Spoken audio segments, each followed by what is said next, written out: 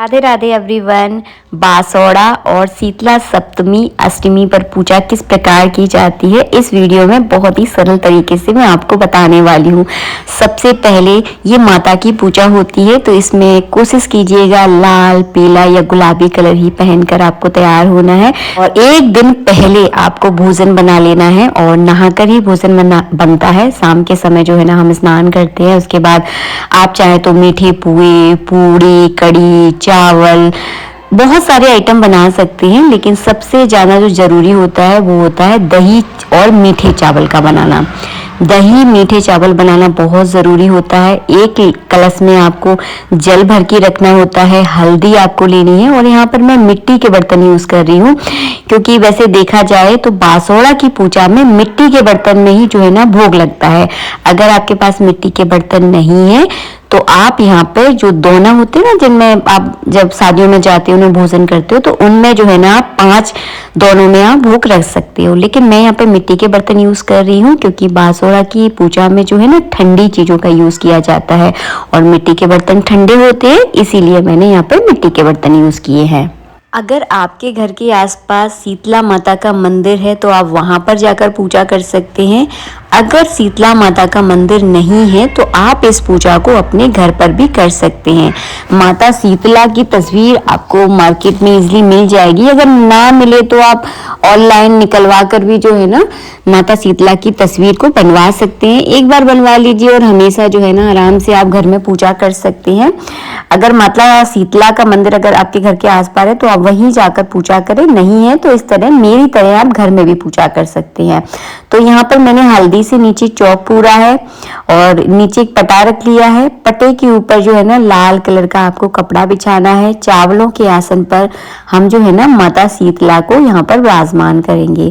बासोड़ा की पूजा और शीतला सप्तमी पर जो है ना माता शीतला की ही पूजा होती है। ये कुम्हारों की देवी है, मतलब देवी तो ये सबकी है लेकिन कुम्हारों के यहाँ जो है ना आई थी, इसीलिए जो है ना कुम्हारों की देवी बोलते हैं। इसीलिए आज के दिन मिट्टी के बर्तनों का यूज किया जाता है। आज के दिन कलश का भी पूजन होता है तो कलश को जो है ना आपको रात में ही भर के रख देना है। मिट्टी का कलश लेना है और इसे आप धोकर रात में ही भर के रख दे और सुबह जो है ना इस कलश का पूजन होता है। तो मैंने एक छोटा सा कलश लिया है, आप चाहे तो बड़ा कलश भी ले सकते हैं क्योंकि अब गर्मियां पड़ना स्टार्ट हो गई हैं। आप इस कलश में रोज पानी का इसका यूज भी कर सकते हैं, लेकिन मैंने तो यहाँ पे छोटा कलश लिया था। इसे कलश को मैंने चावल के ऊपर रख दिया था। इसके बाद जो है ना इस पर मैंने कलावा लपेट दिया है।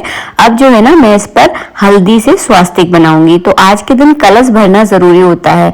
होली की पूजा के बाद बासोड़ा ही ऐसी पूजा है जिसमें सबसे पहले कलश भरा जाता है।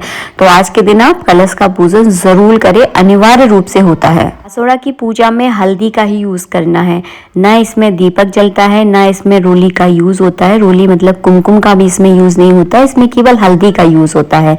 तो हल्दी से मैंने स्वास्तिक बना दिया है। इसके बाद मैं बासोड़ा की पूजा करना प्रारंभ करूंगी। तो सबसे पहले आपको माता शीतला के ऊपर जल चढ़ाना है। जल चढ़ाने के बाद अगर आपके पास चुन्नी है तो आप चुन्नी उड़ा दीजिए, नहीं है तो कलावा रूपी वस्त्र अर्पित कर दीजिए।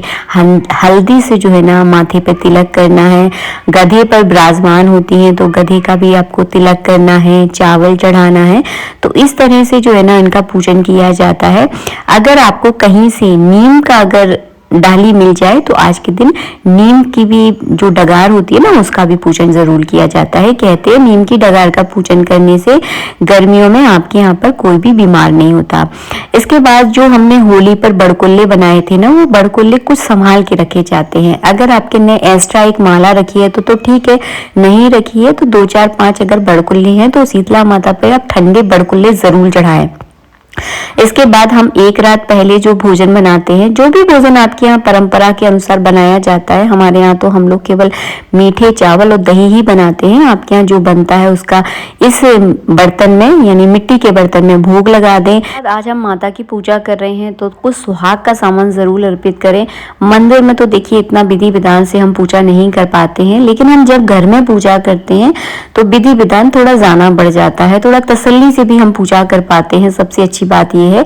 तो मैंने यहाँ पे सुहाग सामग्री अर्पित कर दी है। इस तरह से जो है ना शीतला माता का पूजन होता है। आरती इसमें होती नहीं है, हवन इसमें किया नहीं जाता, दीपक इसमें जलाया नहीं जाता है। इसके बाद आपको किनका पूजन करना है, तो जिस जगह आपने होली जलाई थी, अगर आपने अपने घर में होली जलाई थी तो वहां पर पूजन करें, अपने मोहल्ले में होली जलाई है तो वहां पर जाकर पूजन करें। तो जिस जगह आपके यहाँ होली जली थी ना, उसी जगह आपको इस तरह से स्वास्तिक बनाना है। और स्वास्तिक बनाने के बाद जो है ना, जो ठंडे बड़कुल्ले होते हैं वो आपको यहाँ पे चढ़ा देना है। 1 2 जितने भी आपके पास है वो चढ़ा देना है। और इस जो मिट्टी का बर्तन में जो हमने दही चावल लेकर आए हैं, वो मिट्टी के बर्तन से आपको जो है ना इस तरह से भोग लगा देना है। अगर घर के बाहर ही पूजा कर रहे हैं तो मिट्टी का बर्तन घर से बाहर ही छोड़कर आए, साथ में लेकर नहीं आना है, वो वहीं छोड़ देना है।